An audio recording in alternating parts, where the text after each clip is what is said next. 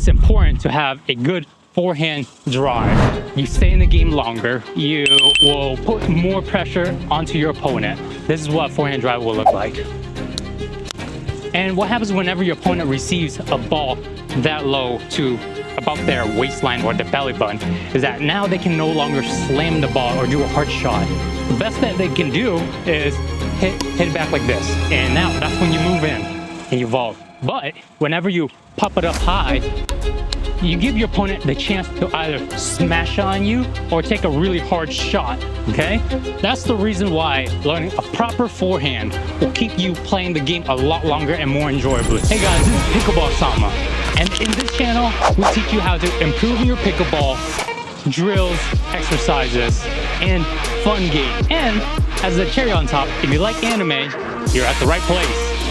I've been playing tennis for over 10 years, and so having transitioned to pickleball, the transition has been pretty seamless and easy. I have fundamentals to play pickleball and just focus on the strategies to winning rather than the strokes themselves. For I'm here to help you get better at pickleball and take your game to the next level while having fun and exercising. And in this video, we're going to talk about how to hit a forehand drive, your position, how your body should look like, your paddle grip, and common mistakes that beginners typically make so that you can avoid those, or at least you can be aware of those mistakes and start correcting them little by little. Since you're watching a pickleball video on how to do a forehand drive, it's assumed that you have a paddle, a ball, and a court of some sort. You don't need a tennis court per se. You can play on the streets too, but you do need a net just so that you can have an idea of what you're hitting over. Be positioned on the court. Usually, you want to be positioned all the way on the baseline, okay? This is where you receive the ball anyways. This is how you start the point. And so this is the baseline. You want to be in the ready position. The ready position is shoulder width apart with your paddle in front of you. You don't want it drop to the ground like this because now you got to bring it up. Use your left hand to keep your paddle up. Use your right hand, keep it loose. Your right hand should be essentially dangling if it's not being held up. The only reason why it's held up is because I'm holding onto this paddle. But my right hand is as loose as a spaghetti pasta after it's cooked. And so this will give you the greatest flexibility in taking your shots. Next, your knees right here, it should be slightly bent, okay? You don't want to stand up straight, but you don't want to also bend too much. Too much is a little bit exaggerated, but I guess whenever you first start, a little bit of exaggeration is better than not having your knees bent at all. This is how you bounce back and forth so that you can get ready for balls, okay? Next, there's a big difference between two stances that I want to talk about. There's the open stance and the closed stance. All right, open is, as you can tell, you're open to the court. Closed, you're facing the sides of the court. And so for simplicity's sake, we're gonna only focus on open stance today. How you hit your paddle is essential to hitting your strokes. There's 4 types of grips. Now, this is the default grip, continental. Continental, also known as the handshake, okay? What you'll do is you'll hold your paddle straight in front of you and you'll grip it like a handshake. This is called continental. Then, as you can see on these paddles, they are what is known as bevels, but the first one is continental. This is when your hands right here, the V is faced up towards here. This is continental. And then you turn it by one bevel right here on the corner. This is called Eastern grip. It's great for flat shots, but it's much more difficult to impart spin onto this shot. The next shot, my personal favorite, is semi-Western. Semi-Western, it gives you the best of both worlds, being able to impart spin and power. This is the grip that I typically use, and this is also the grip that I recommend you using. Lastly, we have Western. It's going to be on this bevel. So right here, I was at semi-Western. And turn one more, now I'm at Western. So Western, its strength lies in its spin, the amount of spin that you can impart onto the ball.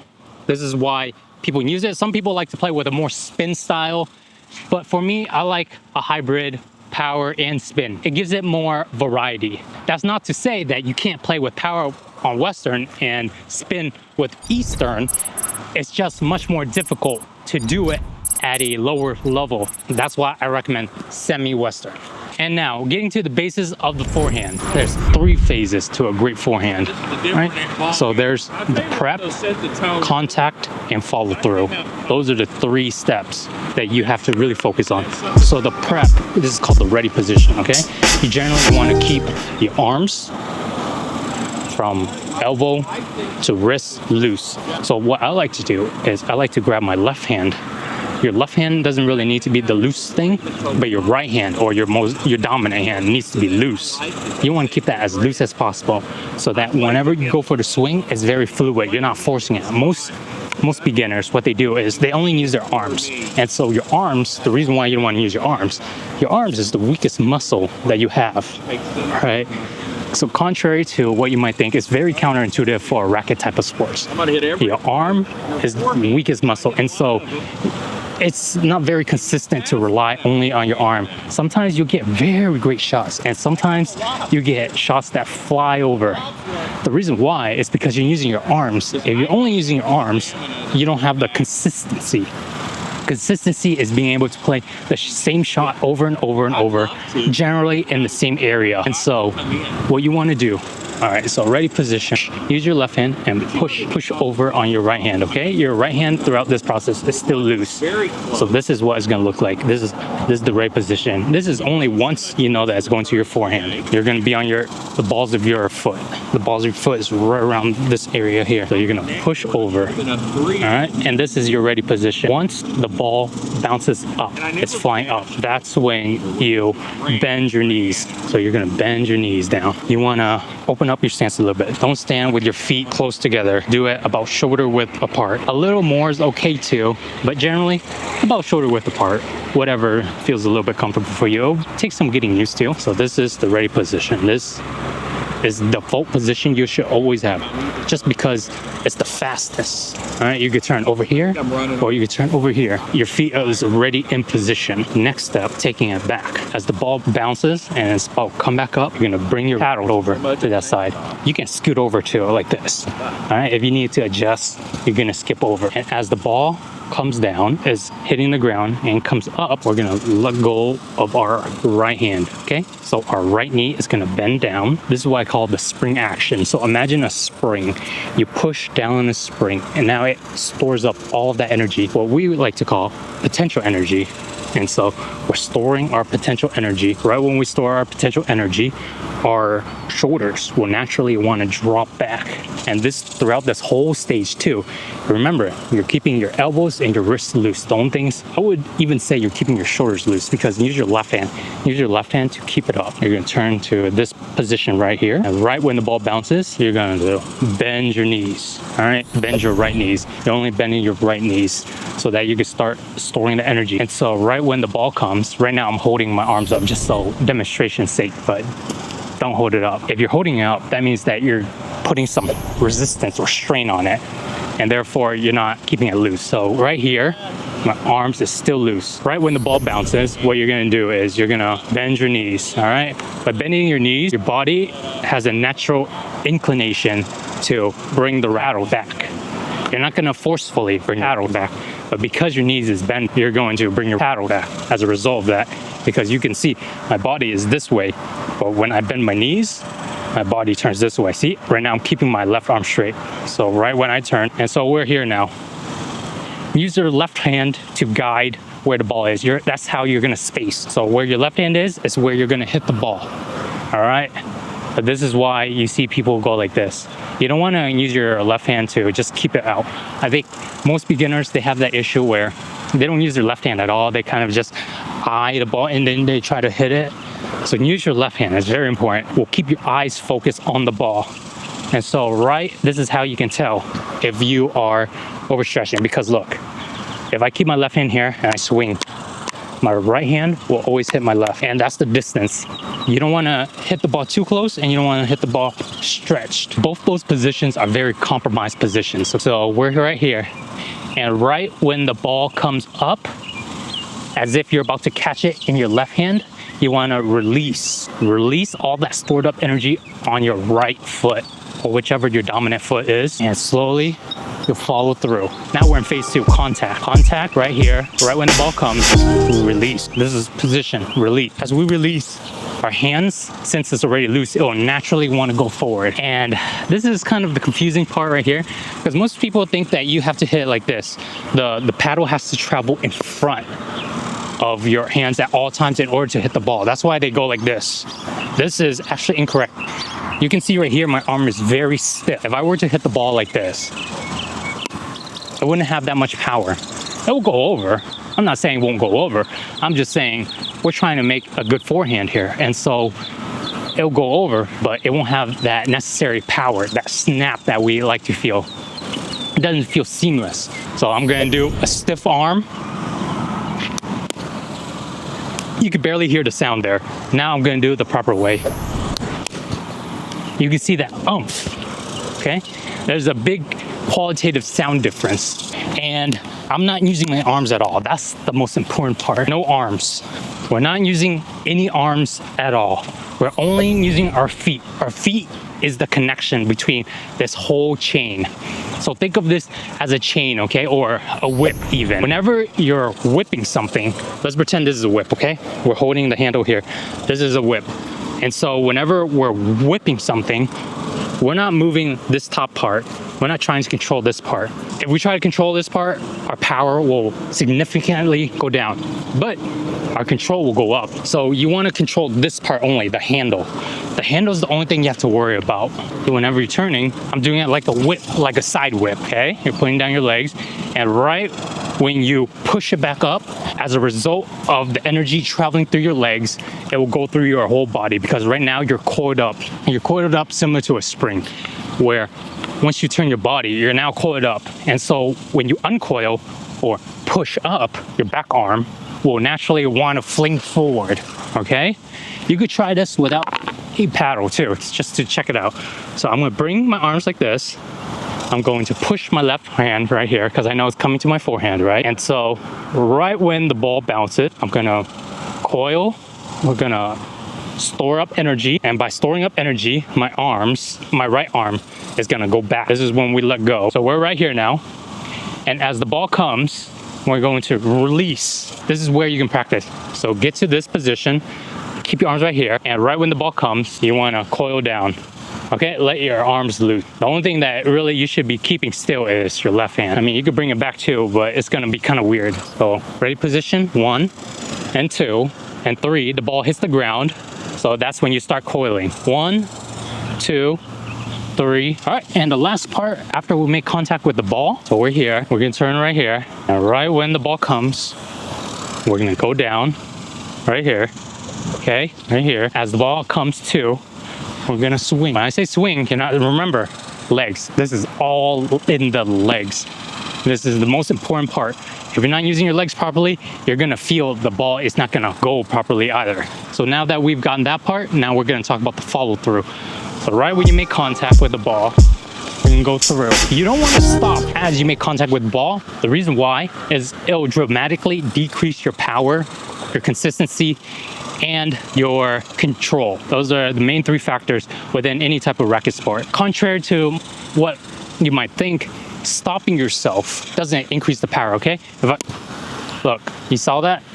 I'm stopping, my power doesn't go through. And that also means if you're stopping, that you're not keeping your arms loose. You're stopping right here, so that means that you forcefully restrain yourself. I'm not gonna use any legs at all, just to demonstrate you the effect of following through. Look, so the reason why we want to follow through is that acceleration, okay? This part from right here, we're accelerating. From here to here is where most of the acceleration happens. And right here to here is where speed is the highest. So therefore, we don't want to stop right here. Otherwise, we just significantly decreased our path of acceleration, okay? Rather than having this whole space to accelerate, we only have just this part. That's why our balls are significantly weaker. All right, now let's talk about some of the mistakes that I see common beginners make. Okay, one of the mistake is that when the ball is approaching, rather than keeping the contact point in front of you is where you have the most strength. How you can show this is put yourself up against a wall, okay? Now, put yourself up against the wall. Push like this. You're not gonna be able to put much power and you're gonna get pushed back too. Now, compare that to pushing against as far away as possible.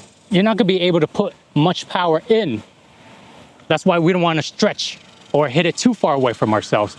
And so if you put it at the right length, you can push up against the wall and you won't budge, okay? So just try that. Try that out on your wall that you have lying around. Push up against it from the furthest point possible, then push up against it at the closest point possible. You can see that you can't exert as much power, and when you do, there will be an equal reaction of you being pushed away. So you want to put it at a distance where it's right in front of you and you can push back without getting pushed back with your own force. That ties into this part. You don't want to hit the ball right when it's at your side. Right when it's at your side, it's weak, okay? You're not gonna be able to put as much power into it, and it's not gonna be consistent. And plus, like I mentioned earlier, you lack the acceleration to go through the ball too far, and now you're gonna be struggling to try to get it over. All right, those are the two things that you want to avoid: hitting the ball to the side or behind your body. Those are weak spots. And stretching to try to get the ball. You stretch if possible, but sometimes you just gotta move your legs. Moving your legs is the name of the game. If you're not moving your legs, you're gonna be too slow. Next, you don't want to hit a ball that's too high or too low. All right, the same way. There's different ways to hit it. If a ball is too high, like this, you want to let it drop down, let it bounce first. If you don't let it bounce, it's going to be a lot different from hitting it before it bounces. Like, for example, if I try to hit this, my ball, if I try to hit a high ball, most of the time, it will fly straight out and it will cause you a fault. Whereas if I try to hit a ball too low the same way, it's gonna go straight into the net. The perfect ball is below your shoulders and above your waist generally. And so you can compensate that by bending your knees a little bit lower if the ball falls a bit lower than that. But in general, you wanna keep the ball this height, okay? Now you see a pickleball, it doesn't actually bounce that high. And so you'll have to compensate with bending a little bit more than you need to. If it's too low, you have to go even lower to pick up the ball. You don't wanna hit it too low, and you don't want to hit it too high. The next mistake that you'll typically run into is when you make contact with the ball, if your paddle isn't open like this. This is what I would call open. Your paddle is parallel to the net on point of contact. If I bring my paddle all the way up here, it should be parallel or flat up against. Some people, whenever they're hitting the ball, they'll turn the paddle downward. What tends to happen is whenever you turn your paddle downwards is that you're gonna tend to hit straight into the net. And then the opposite is true also. If you turn your paddle too upwards towards the sky, it's gonna go towards the sky. Now, that's not to say that you shouldn't turn it down or up, but there's a place and a time to do so. One example, quick example, is if you're already up here, turning your paddle down isn't a bad idea at all because you want the ball to go straight downwards. Whereas if you're right here in mid-court, turning your paddle up isn't incorrect either because your opponent could be all the way up hugging the kitchen and you want to lob over them. And so, like I said, there's a place and a time. All right, now that we've gone through common mistake that beginners make, let's touch on the last thing. The last thing here is drills that you can do at home or on the court, wherever. At home, this is what I would recommend you to start keeping your arms loose. Start spinning your arms, put it on your waist size. Then, as you get better at doing this, you want to start incorporating your legs into this. Right when your shoulders and your body twist to the side, drop down, drop down. This is the same movement you're gonna do, okay? So you're gonna go like this. This will help you keep your arms loose. This is how your arms should feel. And this is how your legs will feel. By doing this, now you're starting to get used to the rotational force of uncoiling.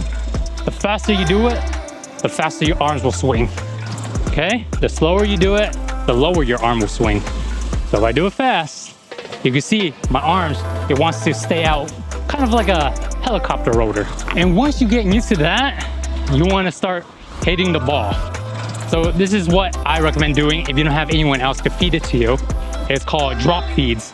You'll place the ball in front of you, you'll drop it, and you'll hit it. So rather than dropping the ball straight in front of you, which is what you might want to do, you want to drop it to the side a bit. That way, you just focus on one motion. So have it right here. Okay? Let your arms loose. Keep your arms loose throughout the whole process. Sometimes you'll mishit it, you'll frame it.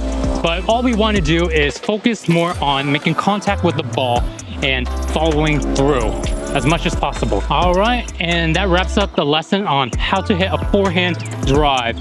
I hope that helps you. If you have any problems, leave a comment down below. Until next time, PickleballSama signing off.